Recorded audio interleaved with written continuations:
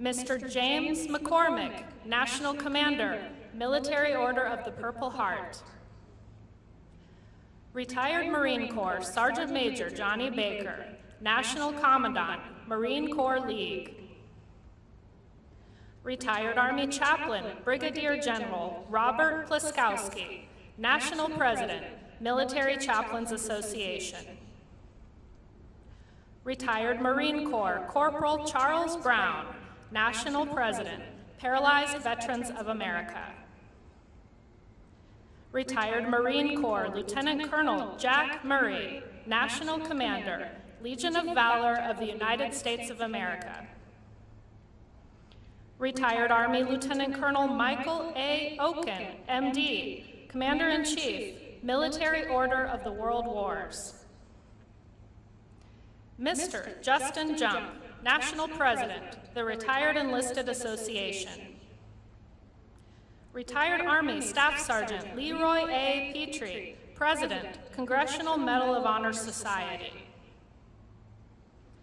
Mr. Andy Marshall, National Commander, Disabled American Veterans.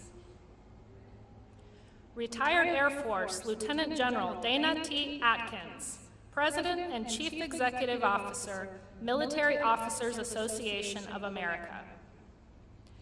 U.S. Public Health Service Commander Kelly Valente, Chair, Board of Directors, Commissioned Officers Association of the United States Public Health Service. Retired Air Force Chief Master Sergeant Carrie Wright, International President, Air Force Sergeants Association. Mr. Robert Swan, National Commander, Polish Legion of American Veterans. Mr. Jeffrey J. Brodeur, National President, Korean War Veterans Association. Mr. Luis A. Vasquez Contiz, National Commander, American GI Forum. Mr. David Crum, National Commander, Catholic War Veterans of the United States. Mr. Joseph D. McNeil, Sr., National President, Blinded Veterans Association. The associate members of the committee are also located in seats throughout the amphitheater. I'd like to ask the presidents and national commanders that comprise our associate membership to stand and be recognized. And ladies and gentlemen, please join me in recognizing our veterans' national leadership with your applause.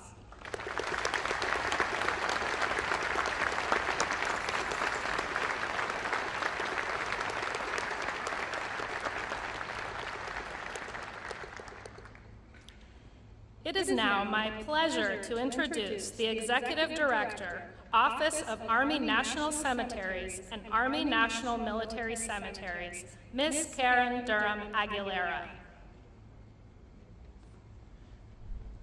Good morning.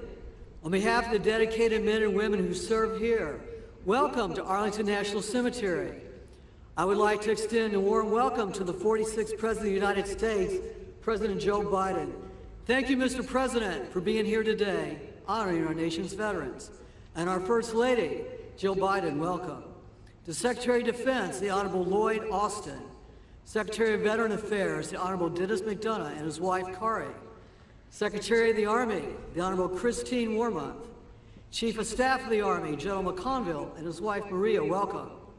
And Mr. Alan Paley, the National Commander of the Jewish War Veterans, thank you for being the Veteran Service Organization's host and for your participation in this important national observance.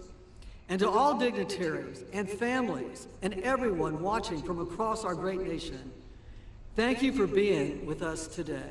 The cemetery is beautiful this time of year, and it is fitting that we once again recognize our veterans on these most hallowed grounds. Today is a celebration of honor, duty, and patriotism. Arlington National Cemetery is a solemn place surrounded by over 400,000 soldiers, sailors, Marines, airmen, and Coast Guard men, and their families who have proudly served our nation in peacetime and in war. While Memorial Day is dedicated to remembering those whom we have lost. Today is a celebration of all of those who have worn the uniform, including and especially those who are still with us. I encourage each and every one of you to pause for a moment today and thank a veteran or military family member for their service and sacrifice. Today may be solemn, but it can also be joyous, as we remember loved ones, friends, comrades in arms who have served and may still be serving. I will also briefly talk about an historic event that concludes today with this observance. For the last year, we have held events to commemorate the Centennial of the Tomb of the Unknown Soldier with the interment of the World War I unknown. 100 years ago today, that service member completed his final journey from France and was laid to rest here in the heart of Arlington National Cemetery to represent all service members who had lost their lives and their identities. We did so to provide comfort and closure to those family members who were never given the opportunity to lay to rest their child, husband, or father. More of the history of the Tomb of the Unknown Soldier can be found in our commemorative educational programs online. I encourage everyone to learn more about this iconic site. Stories of the service and sacrifice we celebrate today are etched in marble all around us, from the inscriptions on gravestones to the Tomb of the Unknown Soldier. Most important are the patriotism, valor, and fidelity etched in the hearts and souls of our service members, past, present, and future. They are the vanguard of our freedom and our liberty. Today, as for the past 157 years, Arlington National Cemetery is honored to serve our veterans and their families at our nation's most sacred shrine. No place at Arlington National Cemetery can be purchased. Each must be earned through honorable service. To everyone here today, I'm proud to say we are a great people, honoring service and sacrifice to a grateful nation. So thank you to all of our veterans and families, and once again, welcome to Arlington National Cemetery. I will be followed by the National Commander of the Jewish War Veterans, Mr. Alan Paley. Thank you.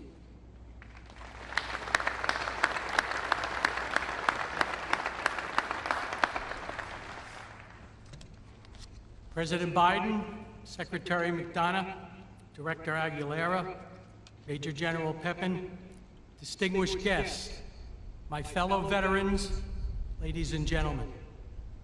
On Veterans Day, at the 11th hour on the 11th day of the 11th month, we pause for a few brief moments to both honor and pay tribute to the men and women who served in the defense of our country and then returned home. We owe you our thanks, our respect, and our freedom. George Washington spoke about the country's obligation to care for its veterans and their families. He said, "The willingness with which our young people are likely to serve in any way shall be directly proportional to how they perceive the veterans of earlier wars were treated and appreciated by their nation." Let us remember, treated and appreciated. Engraved on a granite wall of the Korean War Memorial a short distance from here is a simple but powerful phrase: freedom is not free. The freedoms we enjoy today were made possible by the more than 19 million living veterans and countless others who served in the defense of our country. The symbols of America and freedom are interlocked, and they are present here today. The flags flying, the white grave markers, and all of us, the veterans and service members who protected our nation. It is you that we celebrate and honor today. Our work continues as citizens in supporting America's veterans and service members. JWV and VSOs must continue to fight for adequate funding for VA services and assure that issues facing veterans from all eras remain at the forefront. I call on each of you to take action and make your voice heard on issues we continue to face, including ending homelessness, increasing access to health care, delivering mental health care, reducing claims processing times, deploying integrated electronic health records, and addressing toxic exposure concerns in a comprehensive way. Seated throughout the amphitheater this morning are the leaders of many veteran service organizations. Every VSO was created with the purpose to advocate for the unique needs of the veteran community.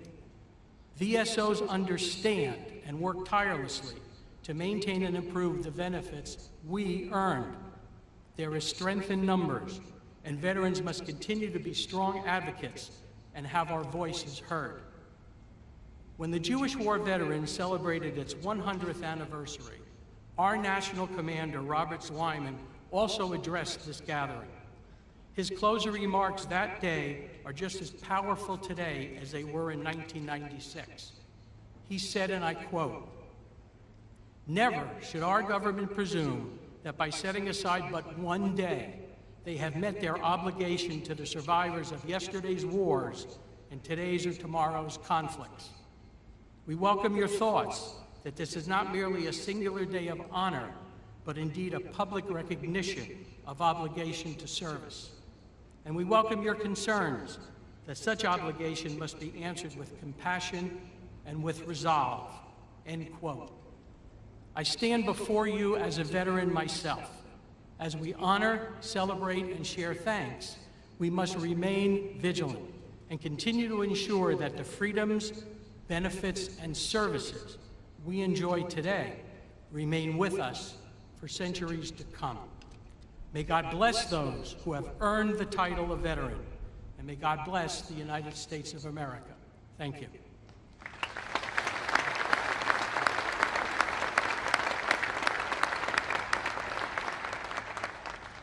It gives me great pleasure to introduce the 11th Secretary of Veterans Affairs, the Honorable Dennis Mcdonough.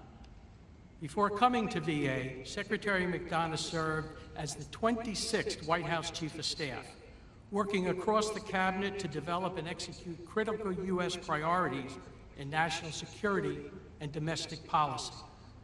Before his tenure as Chief of Staff, he served as Principal Deputy National Security Advisor, Chief of Staff of the National Security Staff, Deputy National Security Advisor for Strategic Communications, and Chair of the National Security Council's Deputies Committee. In all of those roles, he helped lead the administration's work on behalf of veterans and military families. He believes deeply, as he testified to Congress, that there is no more sacred obligation nor noble undertaking than to uphold our promises to our veterans, whether they came home decades ago or days ago. Join me in welcoming the Secretary of Veterans Affairs, Dennis Mcdonough.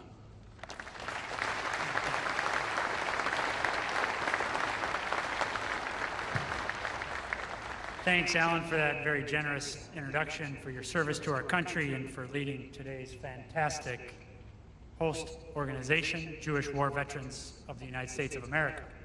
Mr. President, welcome.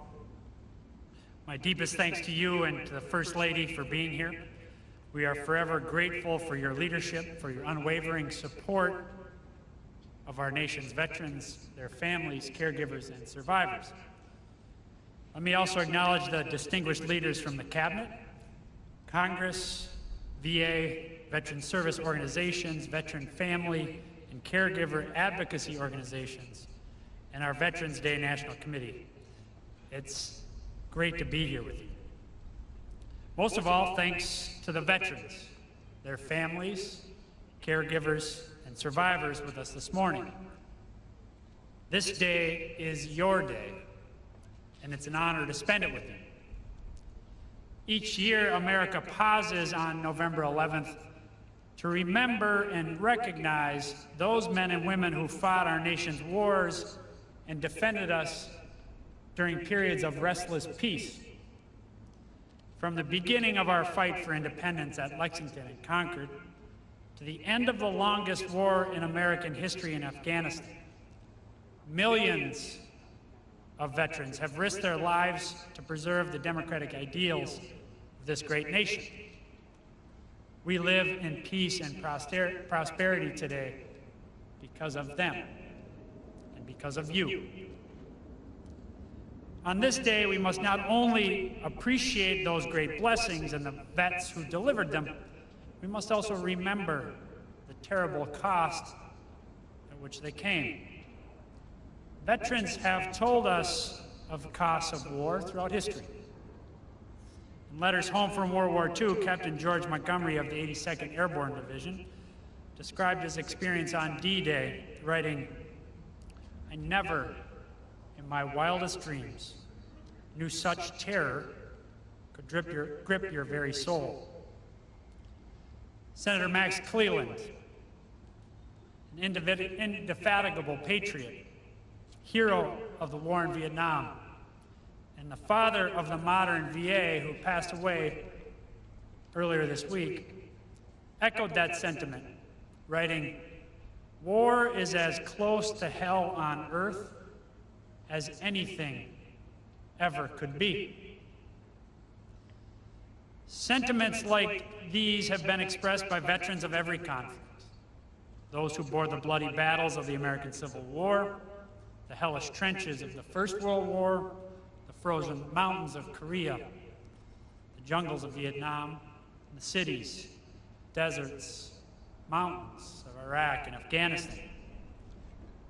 Many service members gave their last full measure of devotion during those wars, some of whom now rest on the hallowed grounds of the cemetery, or in the tomb of the unknown soldier, which, as of today, has stood for 100 years. Other brave service members come home as veterans. But for those veterans, those wars did not end when the final bullet was fired, nor when the final service member came home. Instead, those wars live on, in their minds and in their bodies, in scars visible and invisible, sometimes for years, sometimes forever.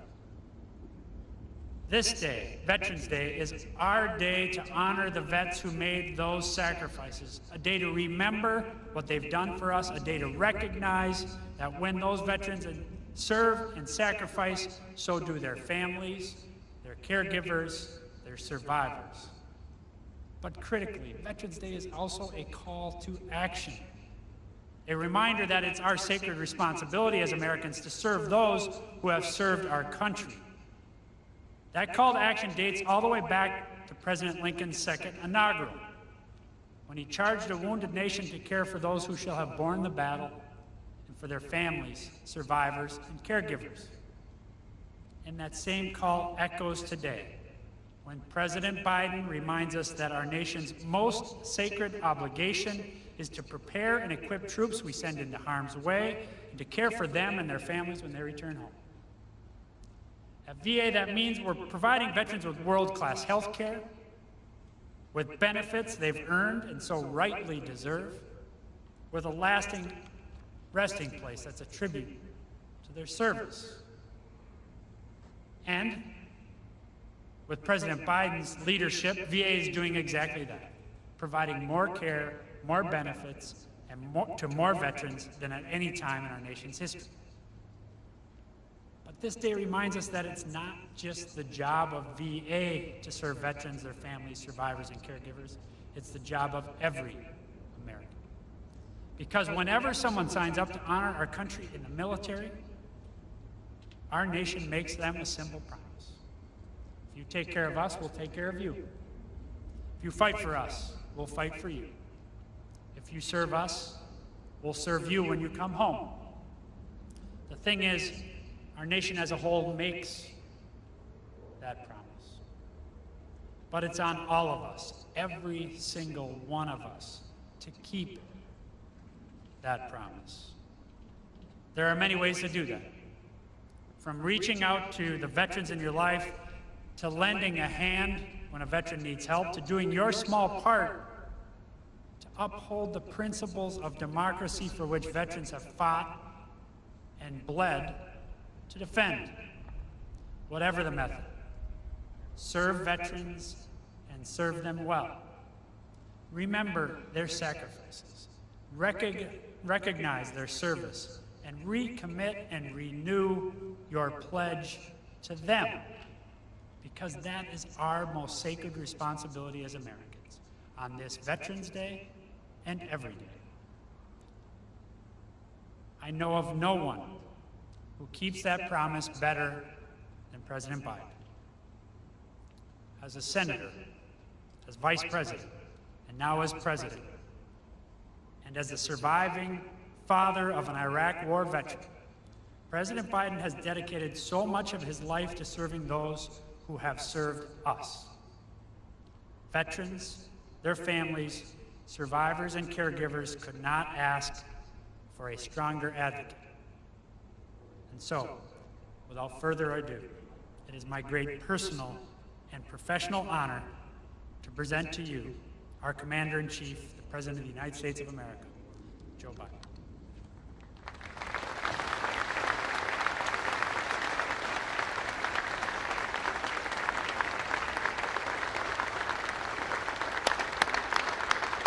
Thank you. Thank you, thank you. Thank you, Mr. Secretary. Folks,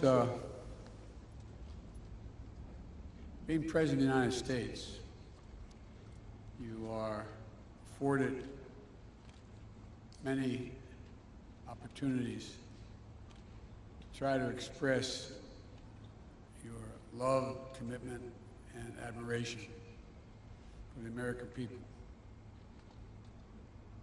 And I must say to you that the single greatest honor I have been afforded as president is to stand before so many of you, those Medal of Honor winners out there, and talk about Veterans Day and veterans.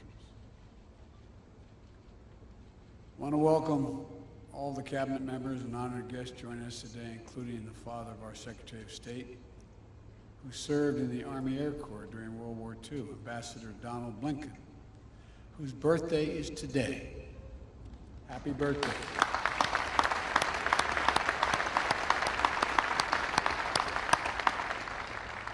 Thank you for your service to our country.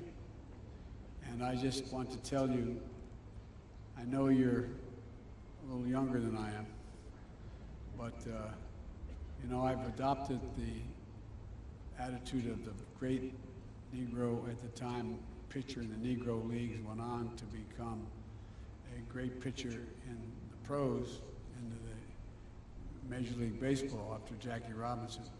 His name was Satchel Paige. And Satchel Paige, on his 47th birthday, pitched a win against Chicago. And all the press went in and said, Satch, it's amazing. 47 years old, no one's ever pitched a win at age 47. How do you feel about being 47? He said, boys, that's not how I look at it.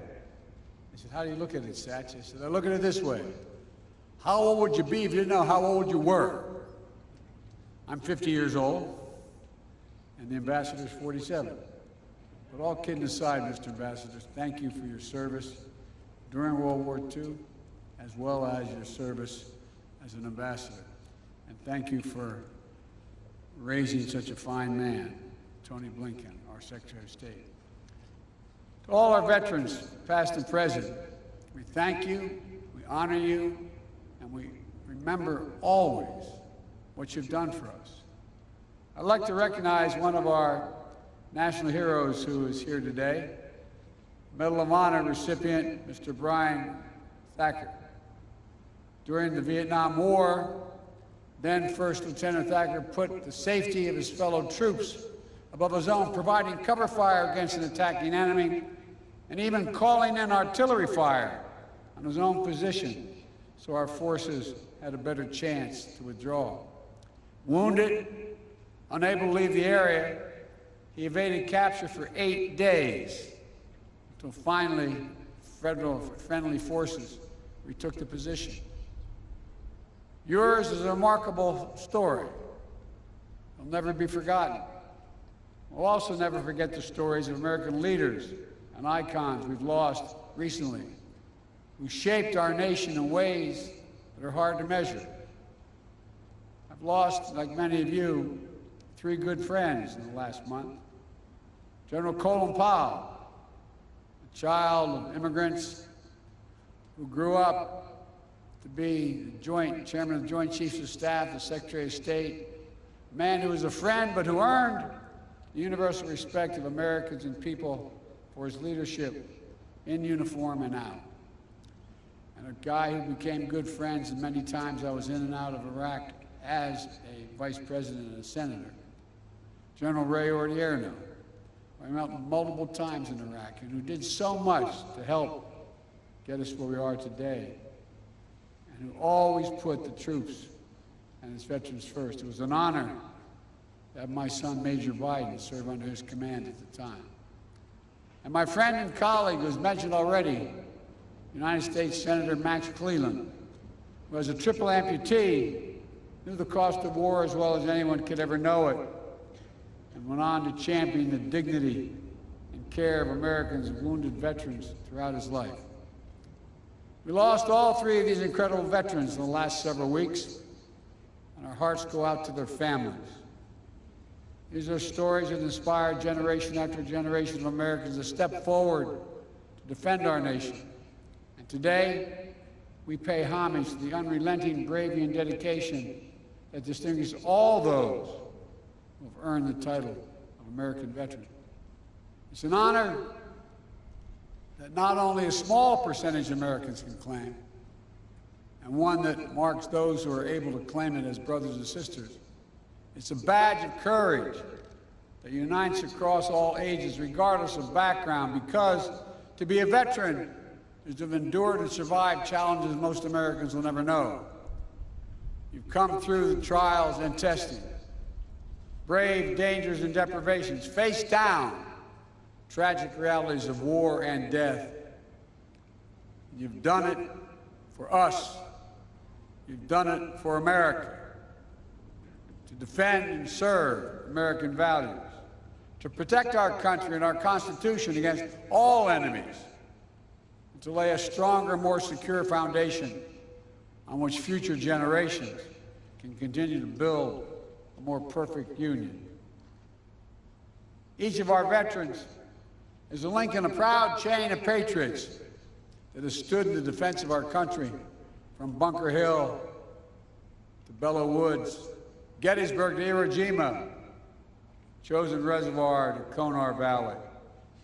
Each understood the price of freedom, and each shouldered that burden on our behalf. Our veterans represent the best of America. You are the very spine of America, not just the backbone, you're the spine of this country. And all of us owe you. And so on Veterans Day, and every day we honor that great debt and recommit ourselves to keeping our sacred obligation as a nation to honor what you've done. We have many obligations to our children, to our elderly, to those truly in need.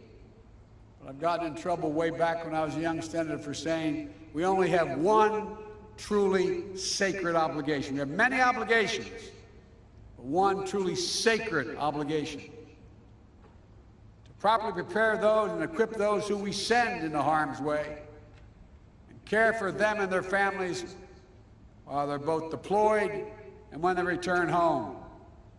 This is a lifetime sacred commitment. It never expires. And for me and for Jill and for the entire Biden family, it's personal.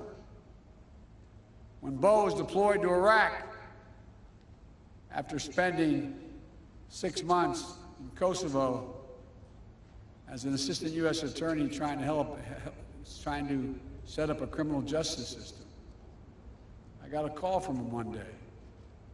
He said, "Dad, what are you doing Friday?" And I said, "What do you need, hon?" What do you need? He said, "I'd like you to pin my bars on." I said, "What in the heck have you done?" He said, "Someone's got to finish these wars, Dad." True story. Jill and I learned what it meant to pray every day for the safe return of someone you love. So many of you have done that. Our grandkids learned what it meant to have their dad overseas in a war zone instead of back at home for a year, tucking them into bed and reading that story every night. thousands of Americans, tens of thousands, have had that experience. As the English poet John Milton wrote, they also serve who only stand and wait. All the mothers and fathers, sons and daughters, spouses, all those who stand alongside our veterans and their families, caregivers, survivors, you are the solid steel spine that bears up under every burden, the courageous heart that rises every challenge. We've asked so much of you for so long, and our nation is grateful. For 2 decades, the lives of our service members and their families and veterans have been shaped by the conflicts in Iraq and Afghanistan. Since 9/11, hundreds of thousands of Americans have served. So many are still serving today in harm's way, and we cannot forget them. The American people are forever grateful and in awe of what you've accomplished.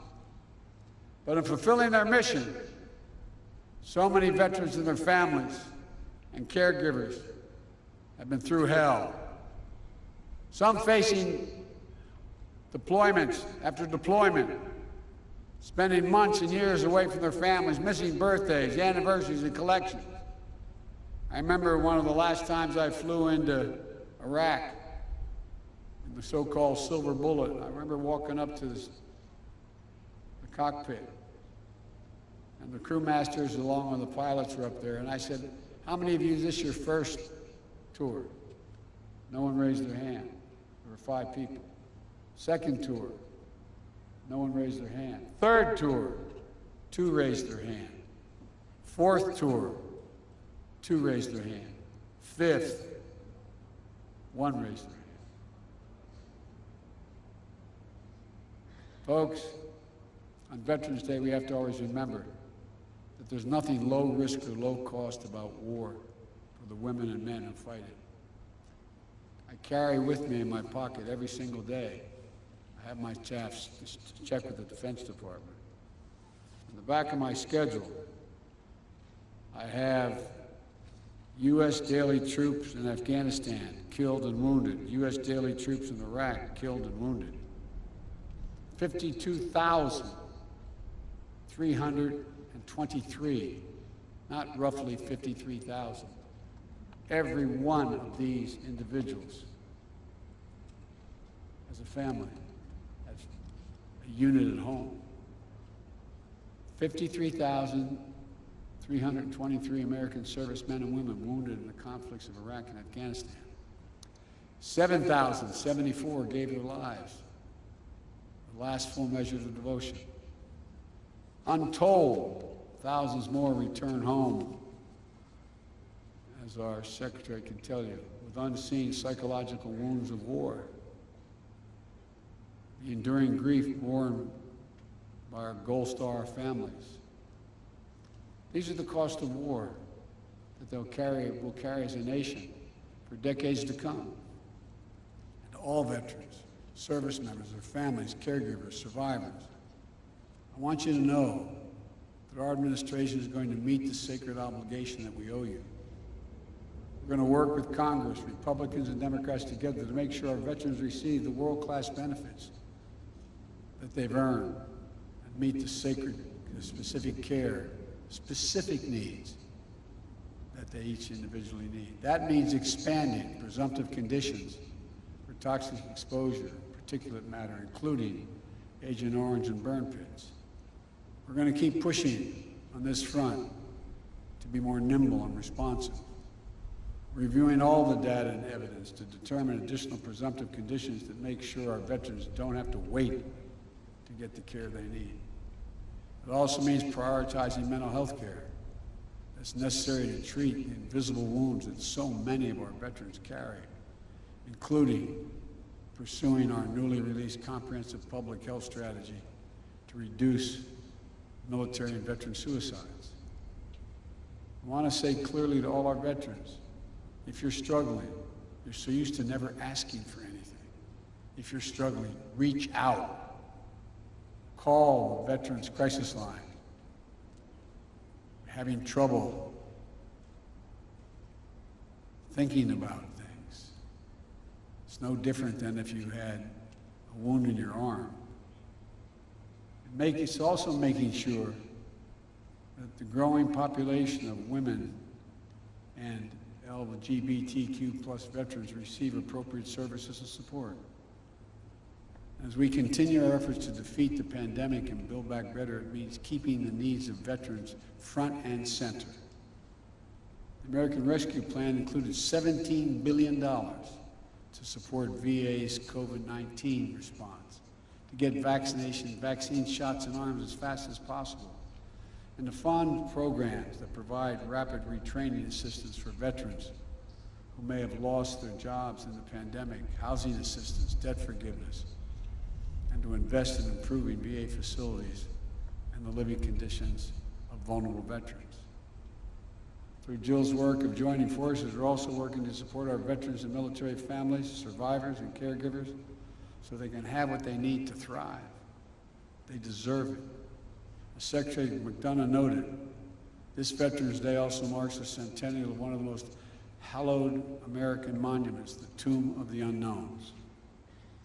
100 years ago today, an American soldier of the First World War, as the tomb says, known but to God, end of quote, completed the voyage from an unidentified battlefield in France over the rough Atlantic seas here to Arlington National Cemetery. He lay and stayed under the Capitol Rotunda for 2 days on the same plinth that held the body of Lincoln as 90,000 Americans came to pay respects. On the final leg of his journey, he was escorted from the Capitol by the President of the United States, the Chief Justice of the Supreme Court, members of Congress, General Pershing, and the Chiefs of Staff. Medal of Honor recipients, all walking, as the Washington Post said, processing without parallel, to give honor due to American servicemen. Not just the anonymous soul today entombed in gleaming marble, but the generations of Americans who dared all, risked all, gave all for the cause of freedom. To commemorate in the wounds of the member, in the words of a member of Congress who proposed the legislation creating the memorial, an American warrior, quote, this is the quote, who typifies the soul of America. You veterans of the soul of America, America's soul. It's why our veterans have always fought, always been willing to put themselves on the line. That the first unknown lies now with his brethren, unnamed warriors from later wars, fellow patriots who picked up the mantle of honor and made it their burden. Today, 100 years later, we keep a sacred watch over their graves. Generations of elite sentinels have taken the post, pledging their eternal vigilance. We lay wreaths, we renew our oaths, we stand in solemn awe of such fidelity. Because for us to keep faith with American veterans, we must never forget exactly what was given us, what each of them is willing to put on the line for us. We must never forget that it is the mighty arm of the American warrior, never bending, never breaking, never yielding, generation after generation, has secured for us the blessings of a nation that still stands today as a beacon of liberty, democracy, and justice around the world. God bless you all. God bless all American veterans and those who proudly earn that title. And may God protect our troops. Thank you.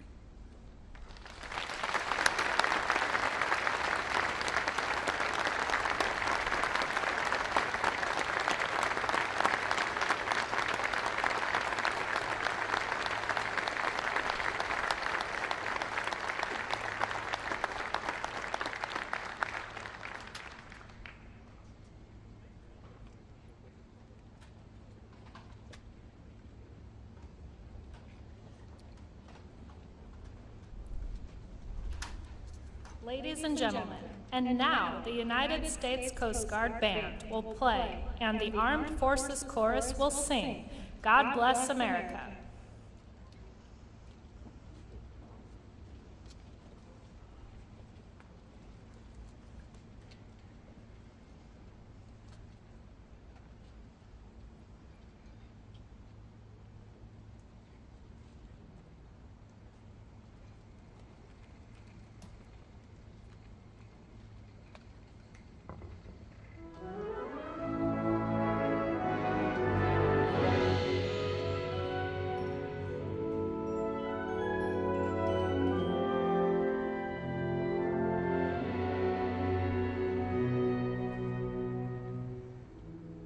The storm clouds gather far across the sea. Let us swear allegiance to a land that's free. Let us all be grateful for a land so fair, as we raise our voices in a solemn prayer. God bless America, land that I love. Stand beside her and guide her through the night with the light from above. From the mountains to the prairies, to the ocean